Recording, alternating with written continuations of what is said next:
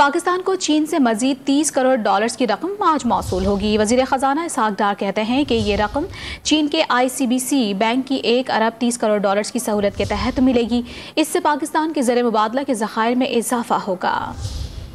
पाकिस्तान को चीन से मजीद 30 करोड़ डॉलर की रकम आज मौसूल होगी। वज़ीर ख़जाना इसहाक डार कहते हैं कि ये रकम चीन के ICBC बैंक की 1 अरब 30 करोड़ डॉलर की सहूलत के तहत मिलेगी। इससे पाकिस्तान के ज़र मुबादला के ज़खायर में इजाफा होगा।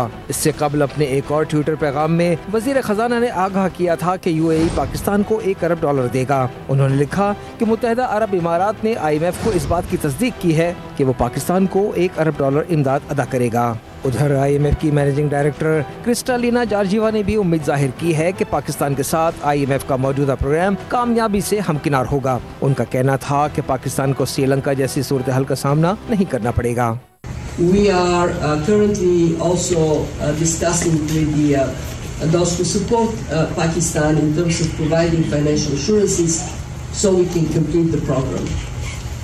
My hope is that with the goodwill of everyone, with the implementation of what has been already agreed by the Pakistani authorities, we can complete our current program successfully.